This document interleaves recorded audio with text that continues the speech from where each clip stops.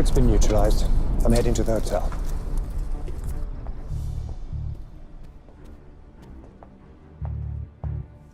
Checking into the penthouse. The name's Hunter. Certainly, Mr. Hunter. I have your reservation right here. Wait, did you say Hunter? No, I don't have a Hunter. But you emailed the confirmation to my watch. Well, marketing handles emails. Oh, I have a Hanson. No, it's Hunter. Hunter. I picked my room on your app. Oh, we have so many apps. But I'm a Platinum member. I even have a promotion from your website. Promotions are on a different system, but I do have a single on the ground floor, Mr. Hanson. It's Hunter. My name is Hunter.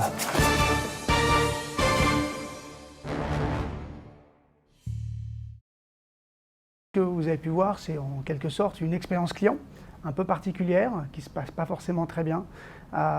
Et ce qu'on croit chez Adobe fondamentalement, que ce qui fait la différence dans votre secteur, dans le secteur du tourisme, c'est la capacité à créer une expérience client qui soit mémorable. Et en fait, cette expérience client, aujourd'hui évidemment, je ne vais rien vous apprendre en vous disant que le digital est au cœur de cette expérience, parce que finalement, lorsqu'on parle d'expérience client dans le secteur du tourisme, souvent on pense au séjour.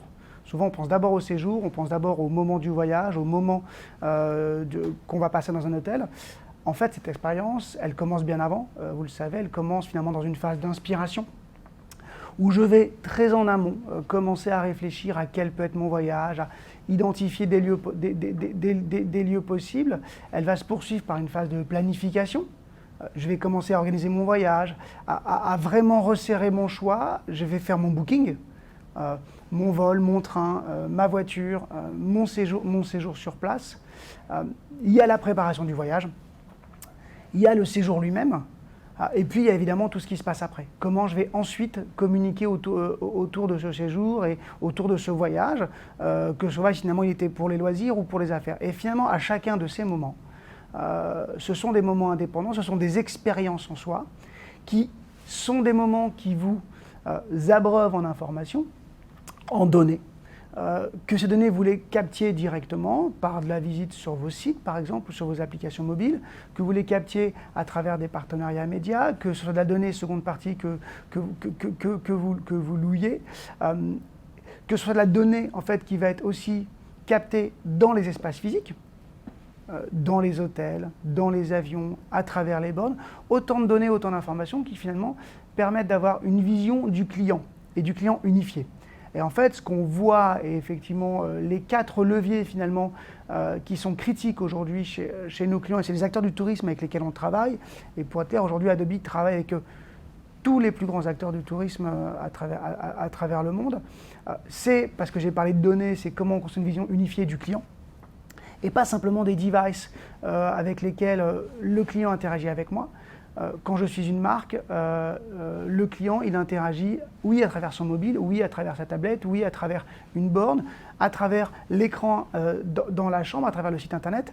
Mais en fait, ce ne sont pas tous ces espaces. Le client, c'est une vision unifiée, et moi, en tant que marque, j'interagis avec lui, et je n'interagis pas avec des devices. Ça veut dire qu'il faut être capable, finalement, à travers cette information, de construire cette vision unifiée qui va permettre d'orchestrer et d'optimiser un parcours, d'optimiser des expériences, de permettre de poursuivre finalement une interaction avec ce client, avec ce prospect d'abord, puis ce client ensuite, qu'il faut être capable en fait aussi de m'adapter au client, selon le type de voyage, selon la catégorie du client, selon le lieu où il est, selon ses envies, et ça veut dire personnaliser. Et personnaliser à grande échelle, parce que quand on est une marque, finalement, il faut être capable de personnaliser avec des millions d'individus avec lesquels j'interagis, et cette personnalisation, elle prend la forme, dans la plupart des cas, évidemment, par la production de contenu, d'offres et de contenus qui doivent être pertinents. Et pertinent, ça veut dire quoi? Ça veut dire un contenu qui a du sens. Un contenu qui a du sens pour le client. Ce qui m'intéresse, c'est que vous me proposiez une offre, des contenus, des services, des images, des vidéos qui sont adaptés à moi, à ce que vous avez pu capter comme information, mais qui a du sens aussi pour vous en tant que marque. Parce que ça veut dire arriver à produire un contenu qui ne soit pas démultiplié sans raison. arriver à produire un contenu qui va être construit par rapport à un objectif, par rapport à des parcours. Et c'est exactement l'enjeu de cette expérience client mémorable. Le client va s'en souvenir, le client va arriver à faire la différence et à comprendre pourquoi c'est pertinent. Et c'est ce qu'on fait avec nos clients aujourd'hui. Donc plutôt que, même si on est un éditeur de solutions technologiques, plutôt que vous expliquer les solutions qu'on propose pour le faire, ce que je voulais, c'était parler de cas clients. Et en fait, quand on voit cette approche unifiée d'expérience client qui se déroule et dont on pense qu'elle est vraiment critique, à travers 4 marques, je voulais vous expliquer je voulais vous présenter comment on le fait et comment on accompagne quelques marques parmi de nombreux autres. Premier exemple, César Entertainment. César Entertainment, c'est une marque qui, à travers ses hôtels en particulier, est présente sur 5 pays, à travers 15 marques, à travers 55 sites. 55 sites internet et qui avait un objectif de déployer une stratégie digitale qui soit unifiée.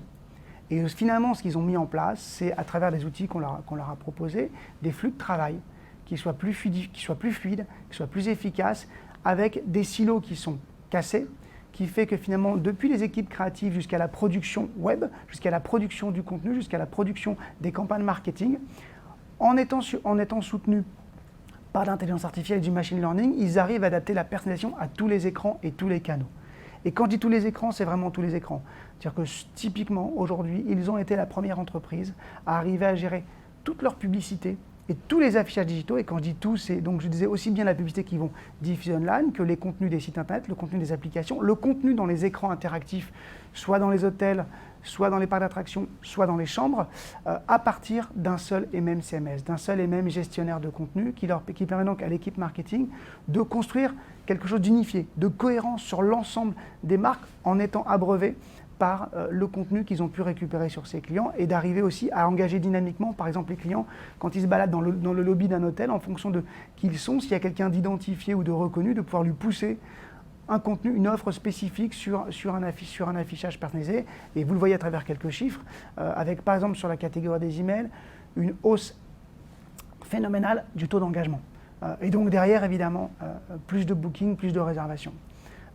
Deuxième exemple, Hostel World, parce que quand j'étais plus jeune, on connaissait souvent sous le nom d'auberge de jeunesse, où en fait, finalement, l'objectif, c'était comment on arrive à accroître la valeur créée tout le long du cycle de vie du client, quand on s'adresse à un public de niche, finalement, donc je ne m'adresse pas à tout le monde, et quand je suis sur des marchés mondiaux.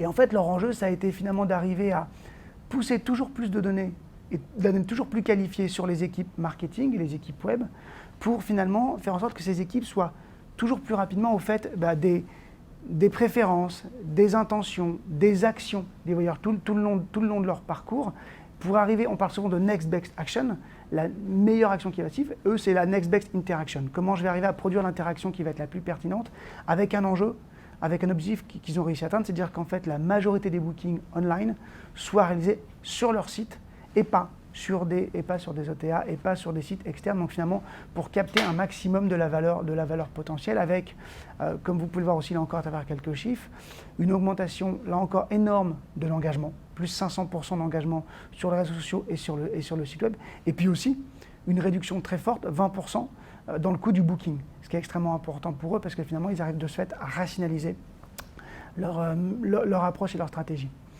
Troisième exemple, Heathrow. Aéroport bien connu, 78 millions, près de 4 millions de voyageurs qui transitent par Heathrow chaque année. L'objectif, là, c'était comment on enchante ses clients via de la personnalisation.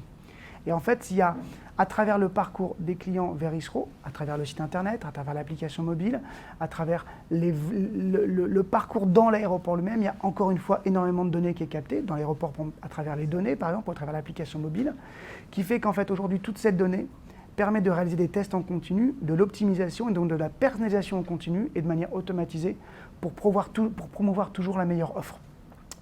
Ce qui fait qu'en fait, l'objectif est évidemment d'arriver à générer plus de valeur à travers chaque client. Vous le voyez là encore à travers quelques chiffres. Plus 60% de dépenses en plus par les clients, par client. Donc finalement, une augmentation plus qu'importante du chiffre d'affaires réalisé.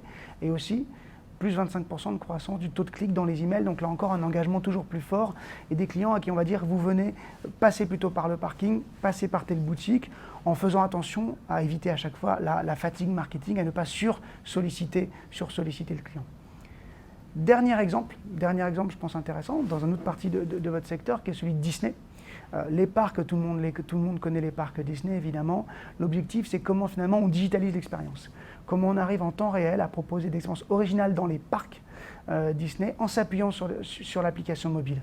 Et l'idée, c'est en fait de créer des parcours mobiles en temps réel qui vont être basés sur le comportement des utilisateurs, comportement numérique et comportement dans le parc, afin d'enrichir l'expérience dans le parc. Ça veut dire, en fonction de ce que les gens regardaient avant, de qui ils sont, je viens seul, je viens en famille, je viens du pays, je viens de l'étranger, arriver à créer des profils clients qui soient unifiés, qui agrègent énormément de données, et pas que de la donnée digitale, de la donnée par exemple CRM aussi, toutes ces données qui vont permettre de créer des parcours personnalisés.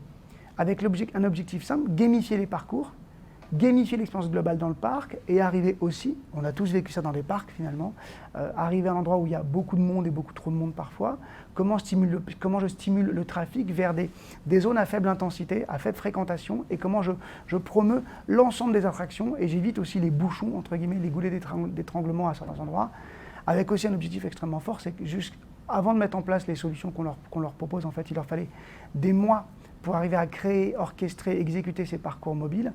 Aujourd'hui, il leur faut quelques jours et ils le font surtout sans assistance technique. Donc, c'est les équipes marketing qui gèrent ça et qui maîtrisent ça de manière totale. Mettre ça en place, en fait, aujourd'hui, ils le font à travers les solutions Xenote. Alors, c'est ma pause publicitaire de moins d'1 minute, mais pour en fait expliquer qu'aujourd'hui, on a une offre qui repose sur 3 éléments, la partie créative, la partie expérience, la partie documente, et en fait, ça couvre finalement la chaîne de valeur digitale du secteur, à savoir comment je crée, je gère des contenus et j'arrive à designer des expériences, comment ces expériences, en fait, je vais pouvoir les déployer, les faire vivre sur l'ensemble de mes propriétés digitales, de mes espaces digitaux, en passant par la personnalisation, en passant par du commerce, en passant par la segmentation. Et puis comment je vais gérer aussi, du côté client, la signature, l'engagement, la contractualisation, toutes ces choses en fait qui aujourd'hui sont le workflow global de l'expérience digitale, qui sont le flux finalement des interactions que vous avez avec vos clients et que nos clients entreprises ont avec leurs clients voyageurs. C'est ce qui fait qu'aujourd'hui, voilà, on n'est pas forcément très connu pour cela. Les Échos disaient Adobe, c'est les géants discrets de la tech. Aujourd'hui, voilà, on est effectivement plus de 20 000 salariés, près de 13 milliards de chiffre d'affaires en 2020, et on est en fait, c'est souvent encore moins connu, le 2e éditeur mondial de logiciels en termes de capitalisation boursière. Devant certains que vous connaissez probablement peut-être un peu plus, devant d'autres marques que je ne vais pas citer, mais qui ont plus de visibilité, en tout cas. Je passe ceci, l'objectif n'était pas de faire de la promotion en tant que telle publicitaire.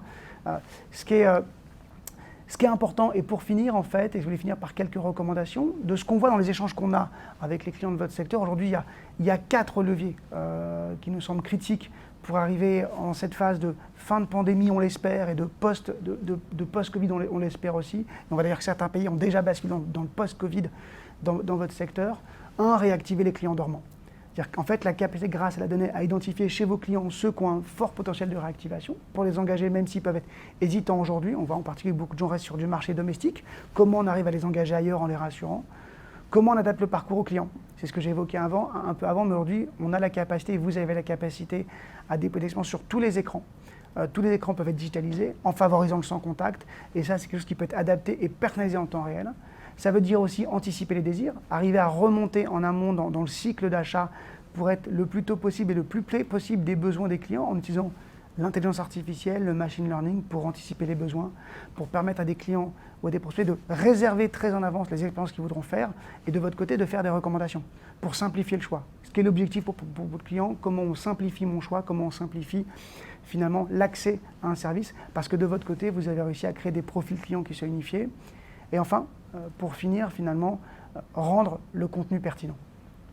S'assurer que toutes les offres que vous présentez, toutes les offres qui sont présentées correspondent bien aux intérêts nouveaux et changeants qui sont ceux de vos clients et comment tous ces éléments-là prennent en compte les nouveaux comportements d'achat. On voit que on n'est pas totalement évidemment dans l'après-Covid, loin de là, mais on voit que les comportements de consommation changent. On le voit et je pense les marques après qui vont venir, Accor, Île-de-France, SNCF, vous l'expliqueront aussi. Il y a des vraies transformations en cours et aujourd'hui on accompagne toutes ces transformations et le contenu en particulier est un moyen de les accompagner. Je vous remercie. Merci beaucoup, Olivier. Effectivement, c'est passionnant tout ça. Alors, vous l'avez dit, on va recevoir dans quelques instants des grandes marques qui vont nous parler de leur retour d'expérience, de leurs projets. Alors, vous-même, vous l'avez rappelé, hein, Adobe est au contact d'un grand nombre de clients dans l'univers du tourisme. Qu'est-ce qui, finalement, peut-être parmi les 4 recommandations que vous faites à la fin, laquelle est aujourd'hui la plus rapidement mise en œuvre par l'ensemble des clients que vous pouvez côtoyer? Je dirais qu'en fait, il y a un croisement. Il y a d'une part un enjeu, finalement, aujourd'hui, parce qu'il faut réagir vite, qui était quelque chose en transverse dans ce que j'ai dit, qui est comment est-ce qu'on peut agir en temps réel. Je capte beaucoup de données, comment ces données, je peux l'activer en temps réel pour arriver, entre guillemets, à attraper, à acquérir le client le plus tôt possible dans son cycle d'achat et d'information.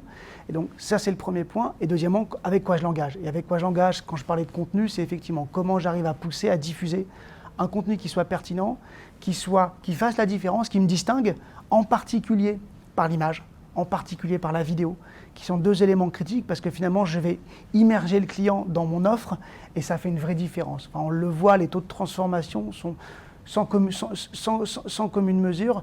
Une marque comme Hayat, qui gère tous ses contenus à travers nos solutions, a accru le taux d'engagement de plus de 70% uniquement parce qu'ils ont réussi à améliorer la qualité des contenus et la qualité des contenus personnalisés qu'ils proposaient à leurs clients.